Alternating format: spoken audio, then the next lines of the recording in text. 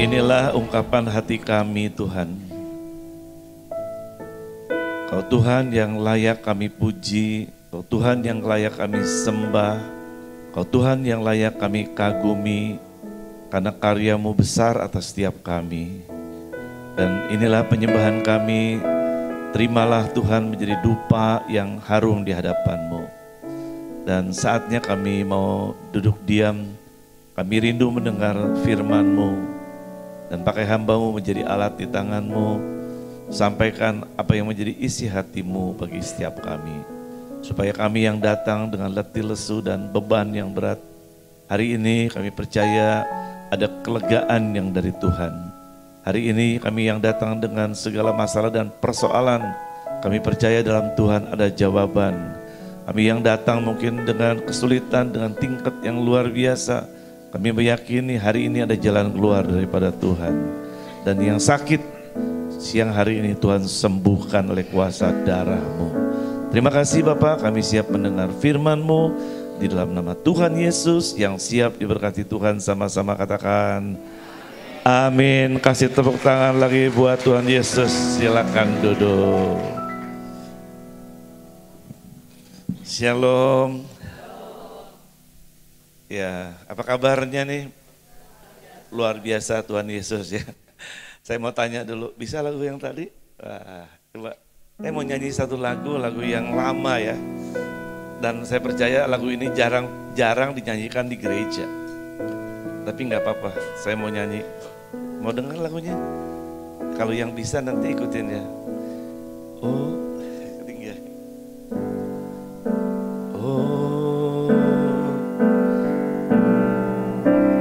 manakala mentari tua lelah berpijak. Oh, yang sini pinter nih, sini kurang. Oh, manakala bulanan geni tengah tersenyum, berkerut-kerut tiada berseri, tersendat-sendat merayap dalam kegelapan.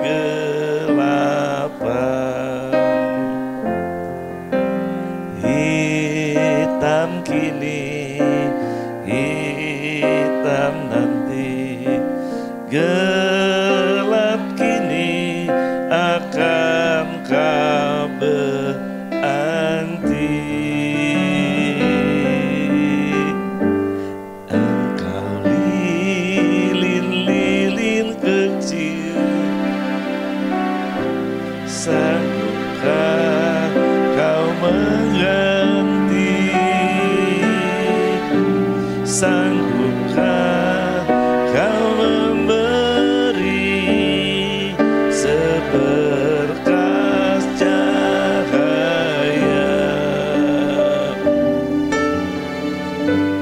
Engkau lilin-lilin kecil, sanggupkah kau berpijak? Sanggupkah kau menyengat seisi dunia? Kasih tepuk tangan dulu buat Tuhan Yesus. Ya, menurut saya lagu ini sangat profetis karena ditulis oleh seorang anak Tuhan namanya James Sundah, saudara. Dipopulerkan oleh Chrisye ya. Lalu beliau hijrah ke sana gitu, sayang. Tapi lagu ini menurut saya punya arti yang sangat dalam. Artinya ini pesan Tuhan, di akhir zaman maukah kita menjadi lilin-lilin kecil, saudara? Karena lilin yang besar, ya cahaya yang besar sudah dilakukan oleh Tuhan Yesus. Ada amin? Ya, kita lihat dulu PowerPoint-nya. Tema yang saya sampaikan adalah lilin-lilin kecil dari Yesaya 60. Tapi tolong klik 2 kali dulu di situ ya. Saya ingin sampaikan kepada kita. Jadi ke depan ini menurut saya ada tantangan buat kita semua. Dan 4 tantangan besar menurut saya. Yang pertama adanya kejahatan cybercrime. Ya, dunia cyber, internet, gadget saudara, handphone saudara, itu bisa di hijack sama orang, bisa diambil datanya, uang saudara di bank bisa hilang. Jadi hari ini, maaf nih, uang di bank saudara nggak aman. Yang paling aman taruh di GBI Pondok Bekasi, Pondok Gede, Plaza. Sama juga taruh di bank katanya. Jadi maksudnya lebih baik cari dulu kerajaan Allah. Ngangat dan karat tidak akan merusaknya. Ada amin? Tapi uang ini menurut saya satu yang sekali-kali bisa hilang begitu saja, saudara. Dan kejahatannya semakin marak, saudara seolah-olah dikirim undangan, begitu saudara klik semua data saudara diambil. Atau mungkin bukan undangan tapi lamaran kerja, atau tagihan telepon, atau mungkin seolah-olah telepon saudara mau diblokir, begitu klik saudara diambil semua. Kejahatannya semakin marak. Makin ke sana makin parah menurut saya. Ya, ini yang pertama. Yang kedua tentunya adanya penyesatan, guru-guru palsu. Banyak gereja-gereja yang sekarang, gereja itu seperti kasino. Jadi kalau mau diberkati, memberi yang banyak. Nanti enggak usah gitu saudara ya, itu kayak kasino saudara. Gereja mah diberkati, kasih ke gereja, ada amin? Jadi jangan dijadikan juga kasino, ntar ditantang berapa, jangan. Itu menurut saya banyak hal yang kurang baik lah. Ada banyak hal yang saya nggak usah ceritakan di sini, tapi kejadian penyesatan semakin lama semakin besar, semakin hebat ya. Lalu yang ketiga bencana alam yang mungkin sedang terjadi, gempa bumi, banjir, longsor, angin, atau mungkin panas yang nggak karu-karuan seperti yang kemarin di Bangkok sampai 50 derajat saudara, di India, di China sampai aspalnya meleleh gitu ya. Dan banyak orang meninggal gara-gara itu saudara, ini sedang terjadi, maksudnya bencana alam. Yang keempat justru yang harus perlu diwaspadai adanya mark of the beast. Kita sedang memasuki era namanya era antichrist saudara. Masa antikristus di mana ya maaf nih, semua data saudara sekarang sudah diatur dalam satu sistem saudara. Bukan Indonesia yang ngatur tapi ada satu sistem yang ngatur. Saudara bisa keluar negeri atau enggak, kalau enggak divaksin itu semua datanya ada semua di sana yang mengendalikan. Namanya total control. Kesehatan saudara dikontrol, keuangan saudara juga enggak bebas dikontrol juga. Itu oleh satu sistem di sana, namanya Antichrist. Hati-hati, tapi kita enggak usah khawatir, kita punya Tuhan yang luar biasa, yang bisa mengatasi ini. Tepuk tangan buat Tuhan Yesus. Jadi maksudnya ini adalah masa kegelapan yang akan terjadi di masa yang akan datang. Nah sebelumnya saudara klik dulu ke atas 1. 2000 tahun yang lalu pernah terjadi masa kegelapan. Kalau saudara lihat dari peta ini, bukan peta tapi ini adalah panorama, saya nggak tunjukkan semua. Ini dari Kejadian sampai Wahyu, tapi saya ambil di tengah-tengah. Ini terakhir kitab Malakai ini. Dari kitab Maleakhi sampai perjanjian baru ada waktu 400 tahun masa kegelapan. Tuhan nggak bicara kepada manusia. Karena pada waktu itu manusia sudah dikasih tahu sama Maleakhi, bayar perpuluhan, gak dibayar, imam-imam pada ngaco, hidup dalam perceraian dan sebagainya. Akhirnya Tuhan gak ngomong 400 tahun saudara, disebut masa kegelapan. Bisa mengerti? Dan di tengah masa kegelapan ini lahirlah Yesus, oleh karena ada 2 orang yang namanya Yusuf dan Maria saudara. Lahir Yesus yang sudah menjadi terang buat dunia ini. Di tengah kegelapan Tuhan kirim Yesus untuk menjadi terang buat dunia ini. Sehingga banyak orang bisa diselamatkan karena ada terangnya Tuhan Yesus. Kasih tepuk tangan lagi buat Tuhan Yesus. Karena ada 2 orang loh. Namanya siapa? Yusuf dan Maria. Dunia berubah ya. Lanjut, kita lanjutkan kembali. Lihat dalam Yesaya 60 ayat 1 dan 2. Saya katakan begini. Tahun ke depan dunia akan memasuki masa kegelapan. Tapi kita nggak usah takut, ada firman Tuhan Yesaya 61 dan 2. Kita baca sama-sama. 3, 2, 1. Bangkitlah menjadi teranglah sebab terangmu datang dan kemuliaan Tuhan terbit atasmu. Sebab sesungguhnya kegelapan menutupi bumi dan kekelaman menutupi bangsa-bangsa. tetapi terang Tuhan terbit atasmu dan kemuliaannya menjadi nyata atasmu. Kasih tepuk tangan lagi buat Tuhan Yesus. Jadi jangan takut juga kalau memang ke depan ini ada masa kegelapan. Justru di masa kegelapan inilah anak-anak Tuhan siap menjadi terang. Halo. Dan saya percaya terang itu tidak bersaing dengan gelap. Tetapi di mana ada terang, gelap itu akan sirna. Halo. Amin. Di ruangan ini kalau tertutup semuanya ada lampu terang. Tapi kalau lampunya mati gelaplah semua saudara. Betul saudara? Dan gelap ini nggak ada kalau ada terang. Halo. Jadi kalau saudara ada jadi terang, kegelapan itu juga nggak ada juga. Kasih tepuk tangan lagi buat Tuhan Yesus. Dan saya percaya pesan Tuhan hari ini, jangan takut dengan kegelapan, kita siap menjadi anak-anak terang. Bilang kiri kanan. Jangan takut dengan masa kegelapan, kita siap menjadi anak-anak terang. Amin. Kasih tepuk tangan sekali lagi buat Tuhan Yesus.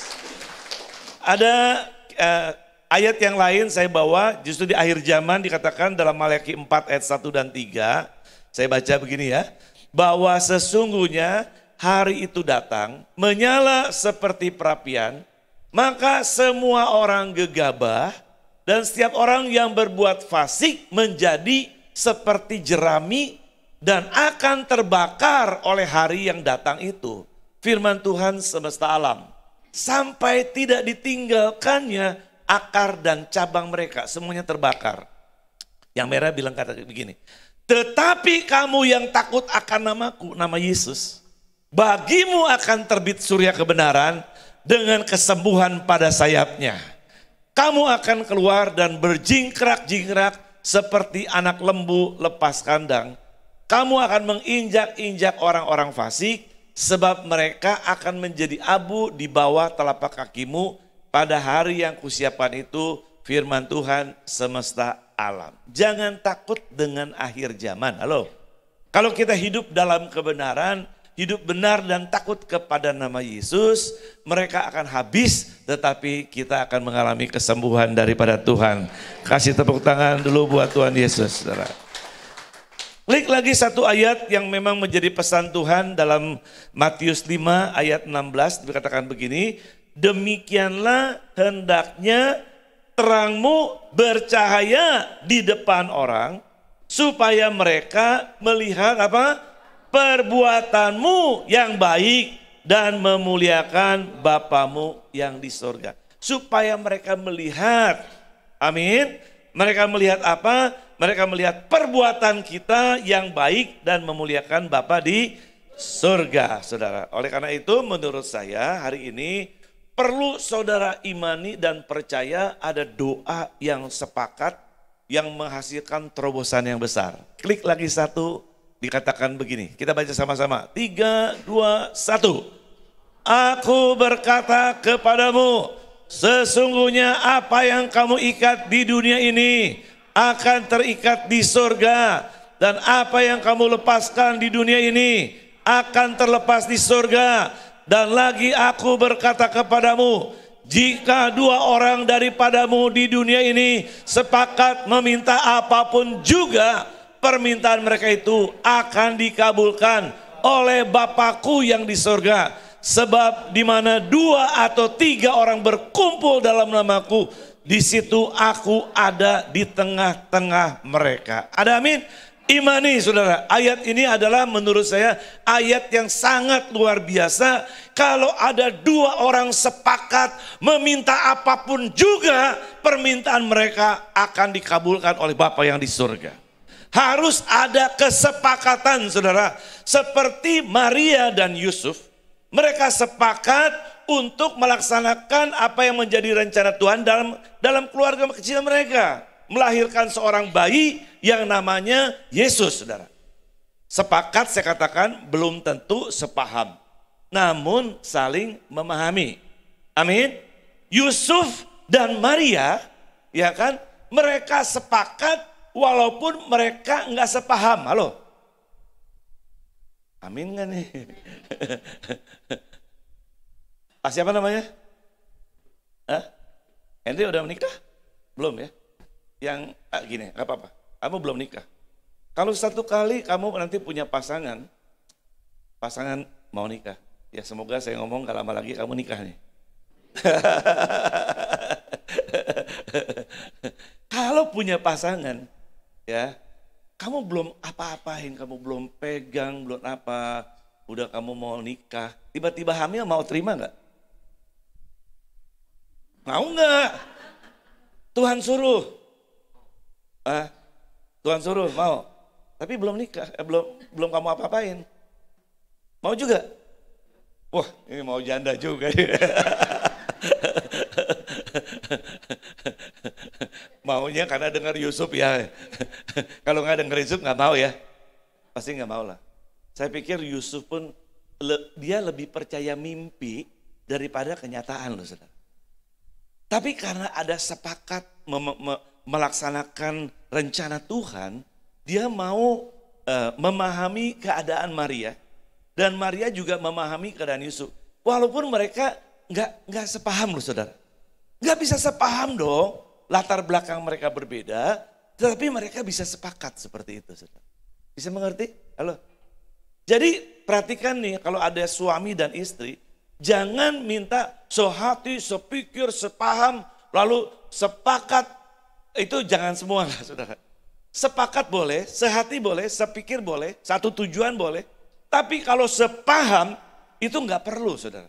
Bukan nggak perlu, kalau bisa sih ya, tapi nggak usah terlalu dipaksa harus sepaham dengan saya. Jangan saudara. Biarkan wanita jadi wanita, biarkan pria jadi pria. Wanita memahami pria, pria juga harus memahami wanita. Bisa mengerti saudara? Ya beda loh saudara. Antara sepaham dengan sepakat. Saudara. Saya nikah baru 44 tahun. Baru 44 tahun. Ini anak saya yang kedua, anak saya yang ketiga. Yang pertama udah besar, cucu saya udah 20 tahun. Selama 44 tahun saya nikah, saudara. Saya sepakat menjadi orang tua yang baik, menjadi opa dan oma yang baik. Dan walaupun kami banyak gak sepaham, saudara, dengan istri saya. Sudah 44 tahun, saya belum bisa memahami dia, saudara. Karena buat dia, misalnya saudara, itu barang di kulkas, saudara. Apapun barang masuk kulkas, saudara. Kulkas saya segede gini, saudara, 4 pintu, satu lagi ya lumayan lah 2. Penuh barang, saudara. Semua dimasukin. Buat saya, ini banyak banget nih barang, mau diapain? Maksudnya saya kalau beli barang mau naruh di mana, susah, saudara. Tapi istri saya herannya mau ditaruh rapi. Maksud saya buangin lah sebagian, nanti supaya refresh. Tapi anehnya perempuan tuh begitu, saudara. Ya udahlah, ya maksudnya gak usah saya cerita. Ya udahlah begitu, sayang semuanya sayang. Saya nggak tahu perempuan yang lain begitu nggak saudara. Tapi itulah keadaan istri saya saudara. Saya nggak paham, tapi saya memahami oh istri saya seperti itu. Bisa mengerti? Kenapa? Karena latar belakang saya dengan istri saya beda. Saya latar belakang saya fatherless and motherless. Saya tidak dibesarkan oleh mama dan papa. Saya tinggal di om, tante, karena papa saya cerai, om, tante, oma, opa, dan bolak-balik kemana pindah. Jadi yakin besok ya ini, besok, berubah-berubah gitu. Istri saya kan dari keluarga yang tetap, saudara. Jadi teratur semua juga, keuangan juga teratur. Saya amburadul, saudara. Bisa mengerti, saudara? Kalau buat saya, ya makan hari ini, besok ada makan lagi yang lain. Percaya, buat istri saya dihitung semua. Apapun dihitung sama dia. Beda dengan saya, bisa mengerti? Saya nggak bisa memahami, saya nggak sepaham dengan dia, tapi saya bisa memahami dia. Halo, amin. Buat dia kalau masak, saudara, semua sampai bersih. Toge itu nggak boleh ada yang hijau-hijaunya, satu pun nggak boleh, saudara. Kalau buat saya, udahlah dimakan dikit, nggak ada apa-apa, nggak ada yang mati gara-gara makan toge, saudara. Betul? Kotor-kotor dikit, justru yang kotor kan enak, saudara. Ya contoh, ketawa kamu. Maaf, saudara pernah makan di pecenongan? Pecenongan tuh yang enak kan ya kan diaduk, atasin. Udah gitu digini, oh enak tuh. Buat saya, istri saya diceritain begitu, nggak makan saudara. cuma diceritain doang saudara. Ya, jadi memang antara saya dan istri saya, ya kita nggak sepaham. Tapi saya memahami dia. Ya, kalau gereja saya sebagai gembala, sebagai suami, hak saya bilang. Kadang-kadang dia juga nggak memahami saya. Buat saya orang salah, orang nggak benar, orang jahat, datang ke gereja nggak apa-apa. 1 kali salah nggak apa-apa juga, 2 kali, berulang kali, berapa puluh kali pun saya tetap terima, saudara. Saya percaya 1 hari pasti diubahkan Tuhan. Buat istri saya kan nggak terima, oh dia udah nggak benar. Saya bilang tenang, ini gereja hak saya. Kamu harus memahami saya. Jadi jangan dikutak-kutik, bisa mengerti saudara? Ya kan, dan akhirnya setelah lama sekian baru berubah semuanya. Artinya apa? Dia memahami saya memahami dia, tapi kita memang nggak sepaham. Kita dipersatukan dalam perbedaan. Tapi kita sepakat, kita menjadi keluarga yang diberkati. Jadi orang tua yang diberkati, supaya tujuan Tuhan tercapai dalam hidup kita. Ada amin? Ya. Jadi kamu mau cari pasangan, ingat loh. Jangan cari yang sepaham. Kalau yang sepaham kamu mesti cari cowok lagi. Maksudnya kamu cari jangan yang perfect, cari harus yang gitu. Enggak usah, memang Tuhan ciptakan beda. Tapi dipersatukan dalam satu ikatan yang luar biasa. Tepuk tangan buat Tuhan saudara. Tapi di mana kalau ada suami istri yang bisa sepakat, minta apapun Tuhan kasih loh saudara. Dahsyat, nanti saya teruskan. Klik lagi satu, ada gerakan doa sepakat di Indonesia nih menjelang pemilu 2024. Ya kita gerakan supaya di mana-mana keluarga berdoa sepakat, suami istri sepakat, keluarga, saudara-saudara, anak orang tua sepakat doa untuk bangsa kita, tapi doa juga buat pribadi kita. Ada amin? Ini waktunya loh menurut saya ya. Klik lagi. Menurut saya terang itu harus dimulai dari keluarga. Setuju saudara? Ya. Nah, saya mau tanya sekarang. Kalau menurut saudara Tuhan ciptakan manusia dulu atau pohon dulu? Ya ini manusia. Yang sebelah sini? Mulai ada pohon, mulai ada manusia. Kalau tadi pagi pohon semua.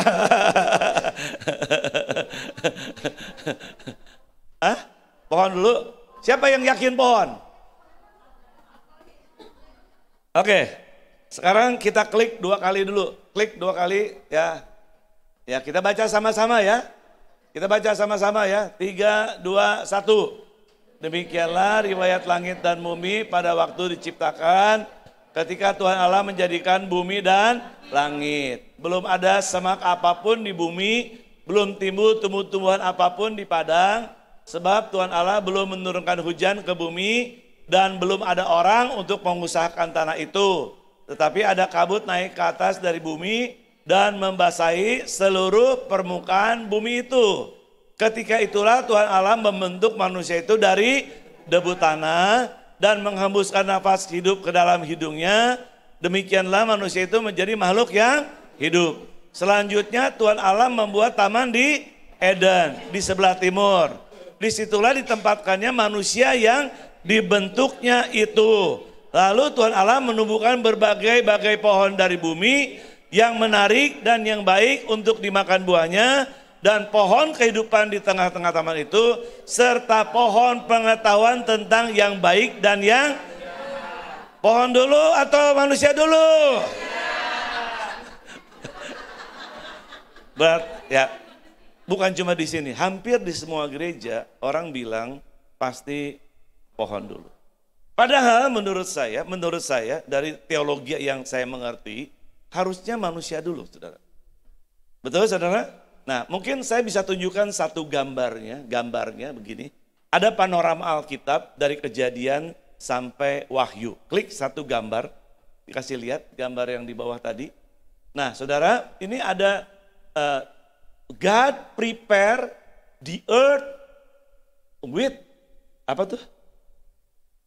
For the habitation of man. Tuhan mempersiapkan habitatnya orang lewat 7 hari penciptaan. Diciptakannya terang, ya kan? Lalu air ya dipisahkan daripada darat ya. lalu dan sebagainya, dan sampai akhirnya diciptakannya, didesainlah yang namanya manusia, desain yang 7 itu desain. Lalu the creation of man, ya Adam dan Hawa dulu dibuat. Setelah Adam dan Hawa dibuat, barulah ada Taman Eden. Halo? Bisa mengerti? Dan akhirnya manusia jatuh ke dalam dosa, fall.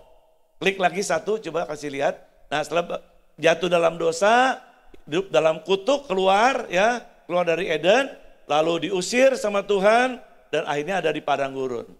Manusia punya anak Kain dan Habel. Habel dibunuh oleh Kain, dan penggantinya Set. Set punya keturunan dan akhirnya masuk dalam kejadian di Nuh, saudara. Ini kejadiannya. Saya kembalikan lagi, tadi adalah manusia dulu atau pohon dulu? Manusia dulu. Coba kita lihat ke atas dulu sedikit tadi. Suami, kepala, istri, dan tubuh, ya. Suami, kepala, istri adalah tubuh. Perhatikan gini. Ketika itulah Tuhan Allah membentuk manusia itu dari debu tanah dan menghembuskan nafas hidup ke dalam hidungnya. Demikianlah manusia itu menjadi makhluk yang hidup. Jadi dari debu tanah dibentuk kepala, dibentuk tubuh, tangan dan kakinya, komplit. Tuhan tiup, jadi manusia hidup. Tuhan gak mungkin tiup kalau cuma kepalanya.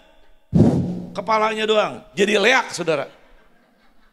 Atau cuma tubuhnya Tuhan tiup, jadi zombie, saudara. Tapi ketika komplit, baru Tuhan tiup, Tuhan berkati, jadilah manusia yang hidup. Bisa mengerti, saudara? Jadi ingat nih, kepala dan tubuh suami istri harus harmoni. Dalam keharmonian gak ada alasan Tuhan gak memberkati. Halo? Amin. Gak bisa kepala sendiri, gak bisa tubuh sendiri. Harus kepala dan tubuh. Dalam Efesus 6 ayat 5 ayat 23 mengatakan, karena suami adalah kepala istri, sama seperti Kristus adalah kepala jemaat. Dialah yang menyelamatkan tubuh. Suami ingat bahwa engkau adalah kepala dari istri. Sama dengan Kristus adalah kepala jemaat. Kalau jemaat, kalau gereja bisa bersatu, nggak ada alasan Tuhan nggak memberkati satu kota. Halo? Kami di Jakarta Utara, saya di Jakarta Utara di Kelapa Gading. Menurut saya Kelapa Gading punya gereja yang sangat kompak, Pak. Saya hampir kenal semua gembala di sana, dan kami punya menara doa. Menara doa kami minta uang dari banyak gereja, kami kumpulkan. Lalu kita pakai uang itu untuk membiayai full timer. Jadi tiap siang dan malam kita ada doa, bukan oleh gereja sendiri tapi oleh kebersamaan dari satu kota. Dan faktanya kalau saudara datang ke Kelapa Gading, ada atmosfer kerajaan Allah. Saudara malam-malam belanja, makan di restoran dimanapun, gak takut copet. Halo? Karena gak ada copet, saudara. Mungkin ada tapi nggak ketahuan gitu. Tapi jauh lebih aman lah. Istri saya jalan sendiri, kita juga nggak takut kemana. Coba di Pondok Gede jalan sendiri, saudara. Tapi faktanya kami di sana hari ini 90% orang Kelapa Gading adalah orang Kristen.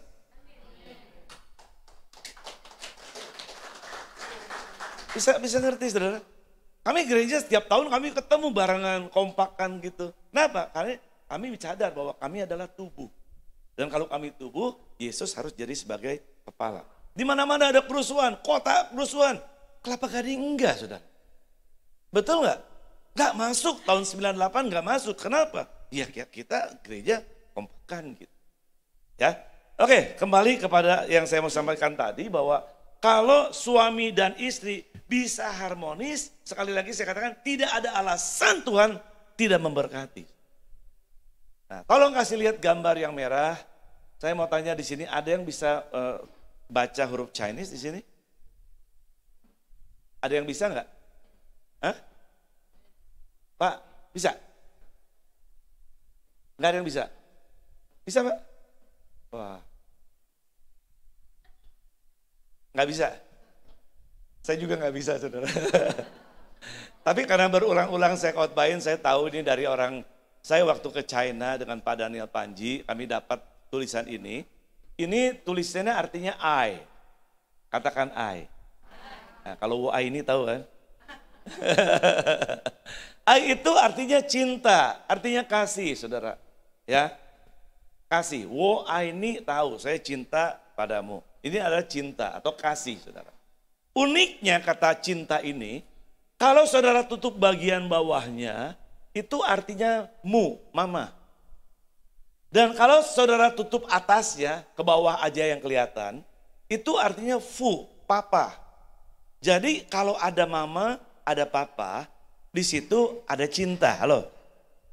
Amin. Nggak bisa papa dengan papa jadi cinta, nggak bisa, saudara. Atau mama dan mama jadi cinta, nggak boleh, saudara. Tapi ada mama, ada papa, di situ ada cinta. Dan luar biasanya kata cinta ini, kalau kita putar 90 derajat seperti ini, putar 90 derajat, klik satu, ini artinya, saudara, adalah Tian, Tuhan. Jadi kalau ada mama dan papa ada cinta, di situ ada Tuhan. Bisa mengerti? Kalau suami istri harmonis, di situ ada Tuhan, di situ ada berkat Tuhan. Ada amin? Nah, ini dalam bahasa Chinese. Ada dalam bahasa Ibrani, klik lagi satu, tentang father and son. Pernah dengar father and son? Like father, like son. Dalam bahasa Ibrani, son itu Ben, ditulisnya ada Ben Yehuda, Benyamin, Ben Suriton, ya banyak Ben lah. Atau bahasa Arabnya bin apa itu anak artinya, saudara. Nah, kalau father itu ab itu abah ya, abah bapak ya, ab. Dan anehnya, uniknya kata Ben dan ab kalau disatukan seperti ini ditulisnya aben atau eben. Artinya batu, saudara. Makanya satu kali Petrus pernah dibilang sama Yesus, Yesus, di atas batu karang ini aku akan mendirikan jemaatku dan Allah maut tidak bisa menguasainya. Jadi artinya kalau ada kesatuan orang tua dan anak yang bisa unity, saudara, di situ ada kekuatan luar biasa, setan gak bisa masuk dalam keluarga saudara. Bisa mengerti? Kalau orang tua dan anak bisa harmoni, di situ ada kekuatan yang dahsyat luar biasa. Ada amin? Ini makna. Jadi cuma 2 orang aja, saudara, itu kita bisa menjadi berkat. Ada amin? Dan saya ingin mendorong hari ini suami istri, orang tua anak, keluarga berdoa yang sepakat bukan berarti harus sepaham, tapi ada terobosan baru dalam hidupmu. Amin. Ya, klik lagi 2, dikatakan dalam Yesaya 60 ayat 3 dan 6 lanjutannya, dibilang begini. Bangsa-bangsa berduyun-duyun datang kepada terangmu, ya.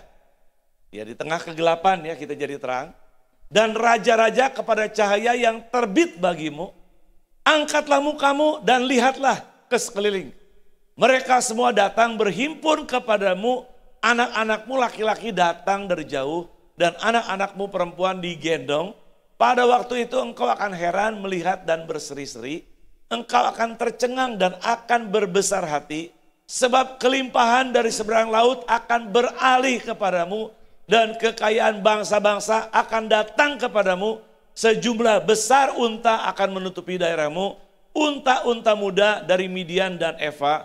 Mereka semua akan datang dari Sheba, akan membawa emas dan kemenyan, serta memberitakan perbuatan masyhur Tuhan. Saya kasih merah kata emas dan kemenyan.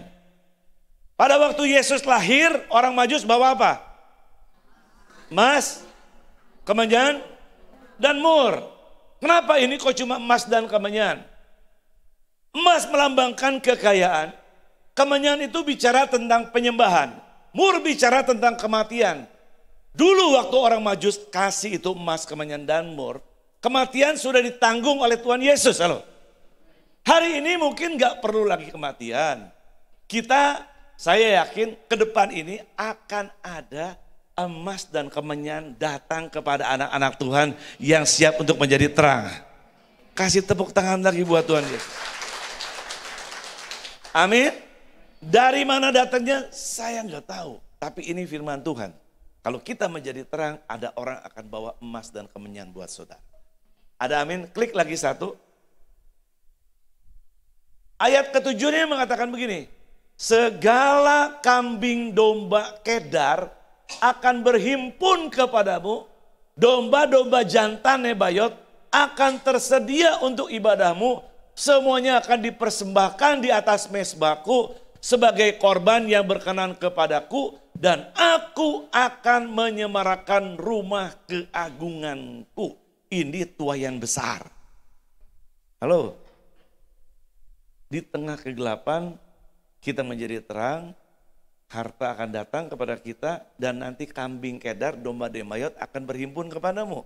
Apa yang dimaksud dengan kedar dan nebayot? Dalam Kejadian 25 dikatakan begini, ayat 12 dan 13.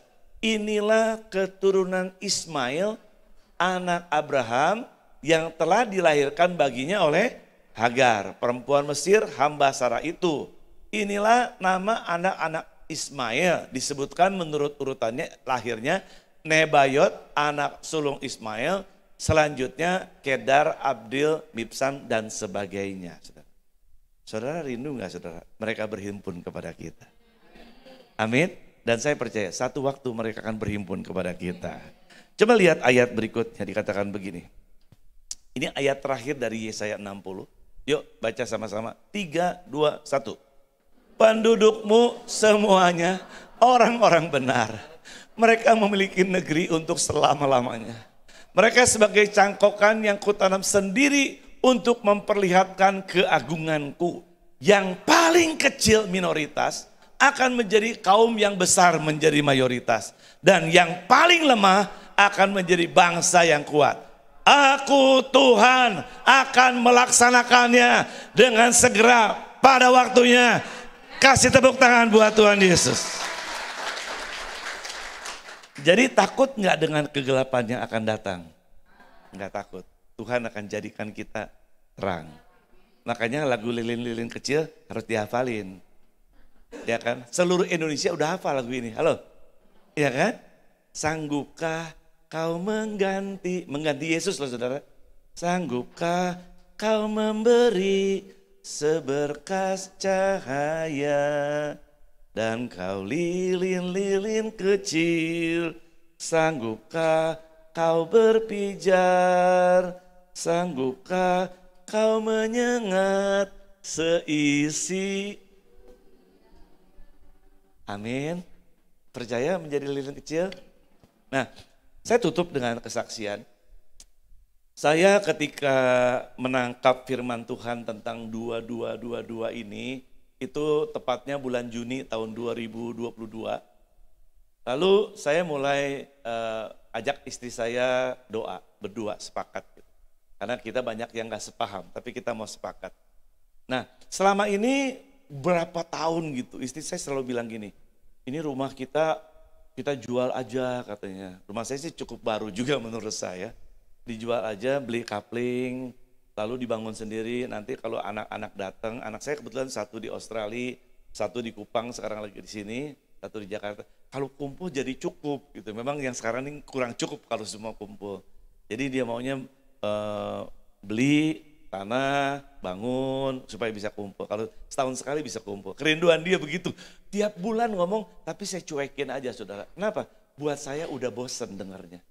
Kenapa? Nggak mungkin lah pendeta bisa ngumpulin duit sekarang bangun, nggak mungkin murah saudara.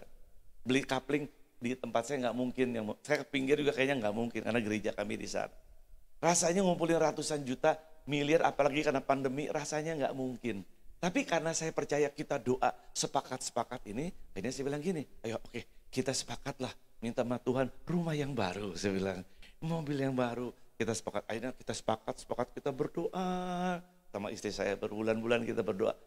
Biasanya kan kalau tidur dia dulu atau saya dulu. Kalau dia mau tidur saya lihat, oh udah mau tidur deh. Ya kita sepakat, kenapa? Kita doa sepakat, minta rumah. Dan beberapa bulan kami minta rumah, lalu bulan Oktober yang lalu tiba-tiba ada dua orang ustadz datang ke tempat kami. Dia cuma sharing aja, Pak Tony ada yang bisa bantu nggak katanya. Dia ada jamaahnya, dia punya warisan, lalu uangnya ngurusnya ke banknya nggak bisa, ada yang bantu ngurus nggak gitu. Ya saya bilang ya coba aja nanti kita taruh dulu gitu ya. Saya juga nggak tahu, mungkin nanti ada jemaat. Terus nggak lama tiba-tiba ada jemaat kita. Kalau ada urusan ke bank, Saya gini, wah kok pas banget gitu saudara. Lalu akhirnya kita pertemukan lah saudara. Uangnya sih nggak banyak, cuma 90 miliar saudara. Enggak, itu langsung tak tek tok bisa klop gitu saudara. Akhirnya ke notaris gini. Akhirnya diurus dan sampai hari ini juga masih dalam tahap pengurusan. Tapi waktu bulan Februari tiba-tiba udah hampir goal, tinggal tanda tangan beres. Ya paling enggak 10% kan milik ini dong, milik gereja. Saya bilang kan ketemunya di gereja. Saya bilang oh iya nggak ada masalah gitu. Akhirnya buat saya aduh Tuhan ini berkat. Istri saya kenapa? Ya selama ini kan saya pikir udah kalau masuk kita cari rumah dong. Kita lihat yang kecil, yang gede, yang kecil, yang gede. Kita puter-puter. Istri saya pusing saudara. Ini mau yang mana, rumah yang mana, mau berapa? Ya saya juga belum tahu. Dapatnya berapa belum tahu. Ya tapi ini pusing katanya. Udah deh kalau gitu mendingan jangan, udahlah. Mendingan nanti. Waduh itu perkataan mendingan jangan itu ya. Langsung saya tangkap. Saya jadi ingat peristiwa 26 tahun yang lalu. 26 tahun yang lalu saya ngurus tanah saudara, bertahun-tahun saya ngurus tanah.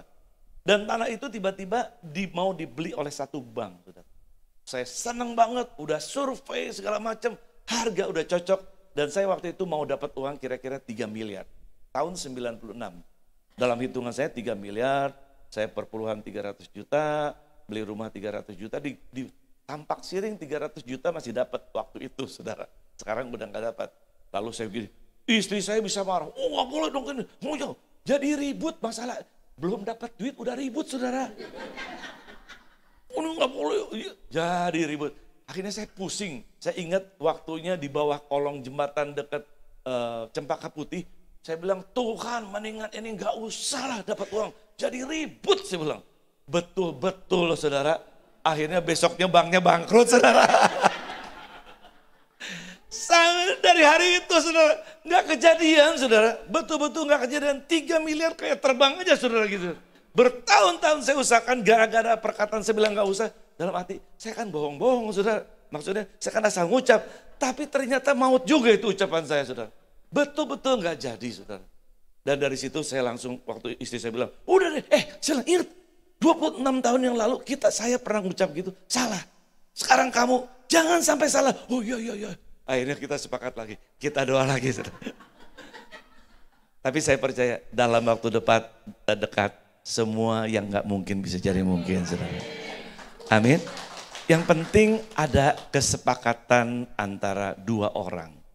Amin. Kadang-kadang kalau kita mau dapat berkat, di sana itu berkat kita mau ambil, gak mungkin setan gak halangin. Halo. Dan setan paling gampang halangin apa? Ya suami istri bikin ribut aja, orang tua dan anak bikin ribut aja supaya nggak sepaham gitu. Dan memang nggak sepaham tapi harus sepakat saudara, bisa mengerti? Dan saya melihat hal ini terjadi banyak keluarga. Suami istri mungkin istrinya yang tersinggung masih nyimpen, atau istrinya tersinggung masih nyimpen. Ini perlu pemberesan saudara, supaya apa? Supaya kita bisa menjadi terang. Pemain keyboard ada di sini? Saya mau tanya di tempat ini, adakah yang datang di sini suami dan istri? Boleh angkat tangan.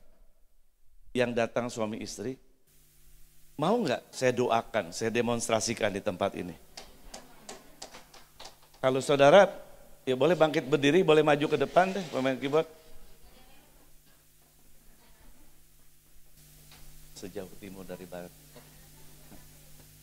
Kakek-kakek, nenek-nenek juga nggak apa-apa, saudara. Nanti yang diberkati anak cucu. Di satu gereja besar di Sunter, saya berdoa. Saya doakan seperti ini, ada oma dan opa yang udah lanjut. Ternyata itu orang tua dari gembalanya, Pak Tony. Saya bertahun-tahun ikut mama papa saya, belum pernah lihat mama papa saya pelukan. Berhadapan Bu, ibu bapak berhadapan. Maskernya dibuka lah nggak apa-apa.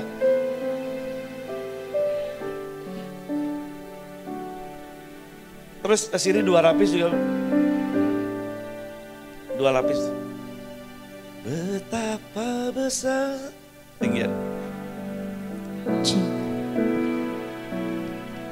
Sejak timur dari barat engkau membuang dua lapis berhadapan aja gini, berhadapannya ke sini. Nah, ya betul. Bapak, ya betul. Jangan kemari, ya betul. Ya. Nah, ya. Jadi kasih ya. Jauh ke dalam. Jauh ke dalam tubir laut, kau melemparkan dosa. Kalau bisa maskernya dibuka aja ya, nggak apa-apa kan? Karena kau perhitungkan kesalahan. Ke tengah masih bisa nih, ke tengah. Betapa besar kasih pengampunanmu Tuhan. Tak kau pandang hina hati yang hancur. Ku berterima kasih.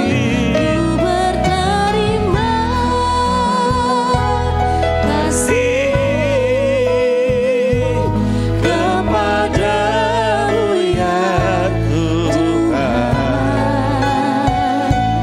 pengampunan yang kau beri, pulihkanku. Betapa besar Tuhan. Oh, betapa besar kasih-Mu Bapa. Pengampunanmu Tuhan, tak kau pandang hina hati yang hancur.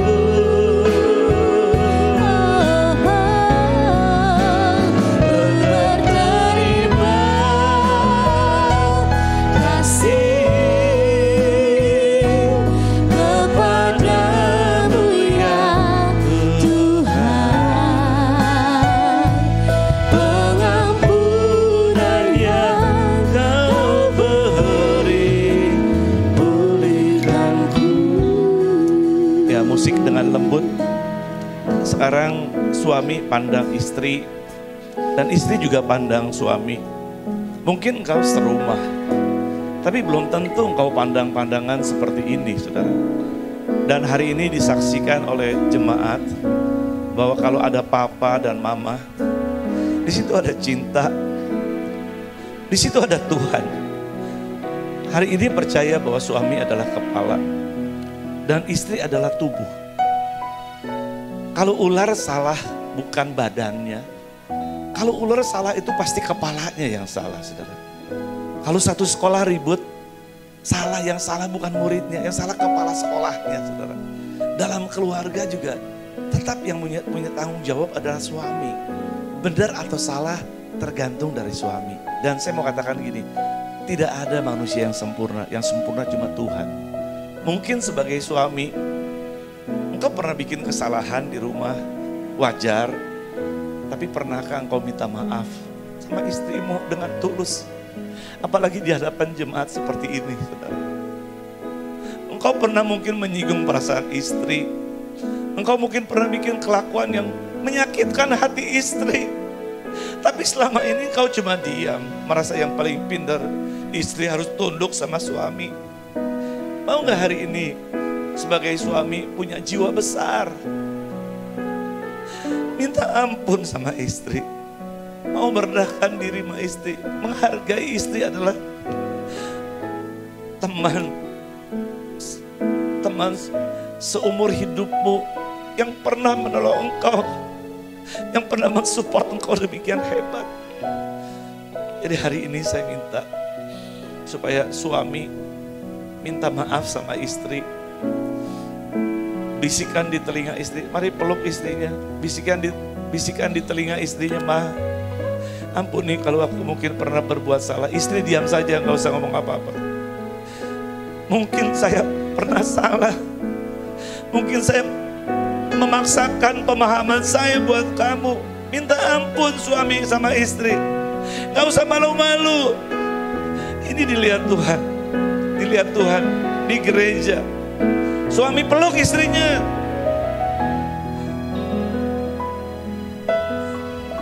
Katakan, Ma, ampuni, mungkin maafkan, pernah berbuat salah kalau pengampunan yang kau beri,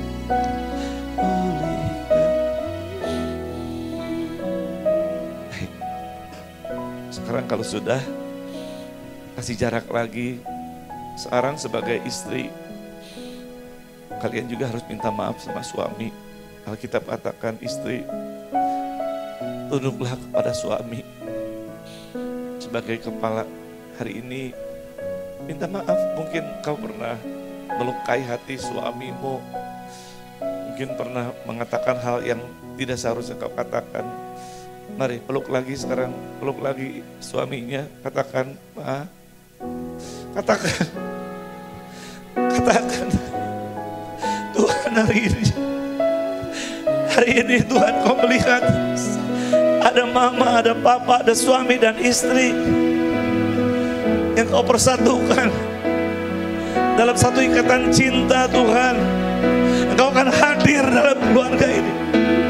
Kesepakatan mereka dalam berdoa ada kuasa, Tuhan. Dalam nama Yesus, dalam nama Yesus, Tuhan, pulihkan suami dan istri, pulihkan, pulihkan, pulihkan, Tuhan.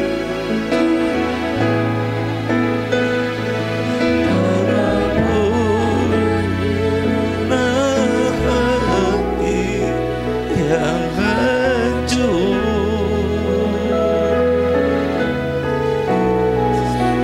peluk yang erat, peluk yang erat istrimu, suamimu.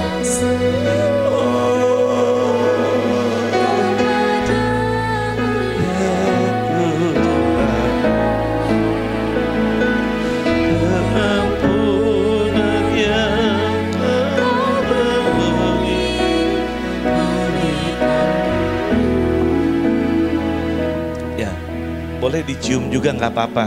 Ini istri sah kan, suami sah kan? Boleh dicium juga nggak apa-apa, di hadapan jemaat, supaya tahu, supaya Tuhan tahu. Amin. Hari ini Papa dan Mama ada cinta, ada Tuhan, ada mujizat, ada kuasa. Amin.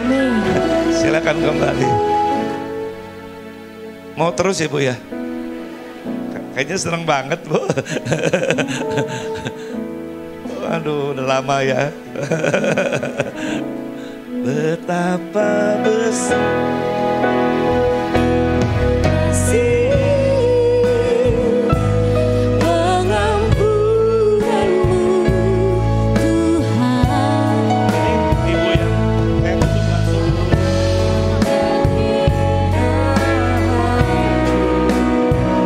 langsung. Ku berterima kasih. Kita makin berdiri, saudara.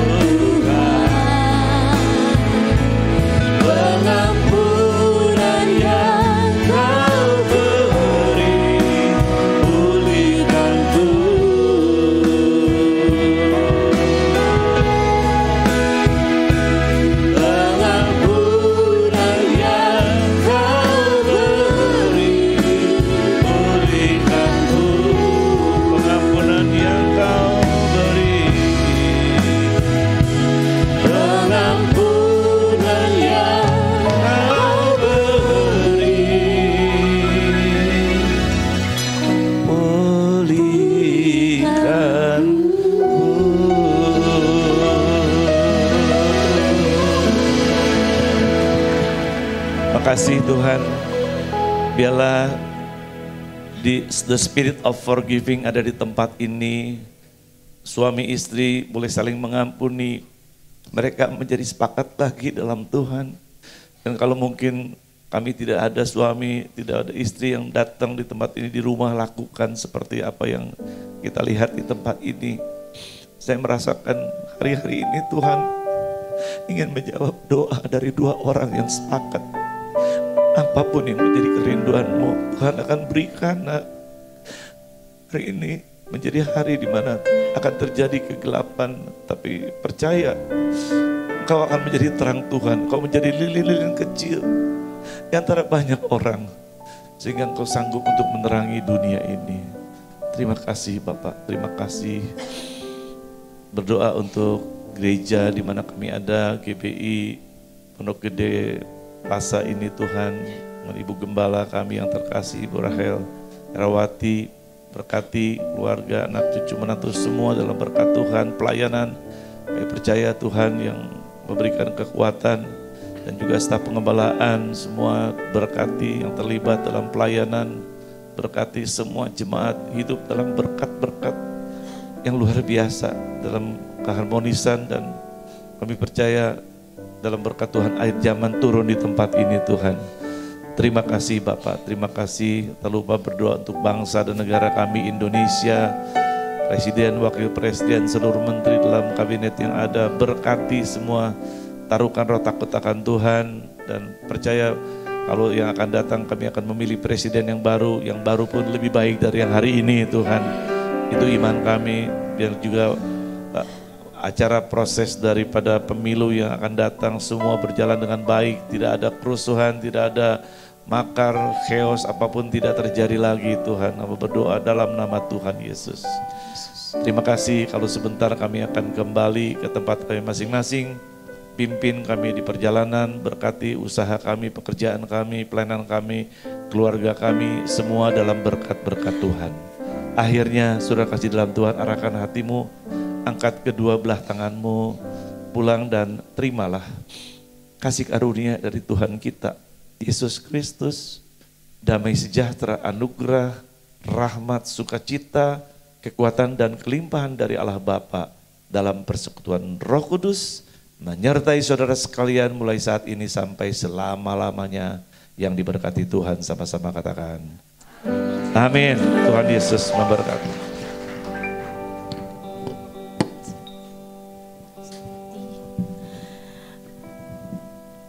Baik, ibadah telah selesai. Bapak Ibu Saudara boleh bersatu sejenak. Selamat hari Minggu, Tuhan Yesus memberkati.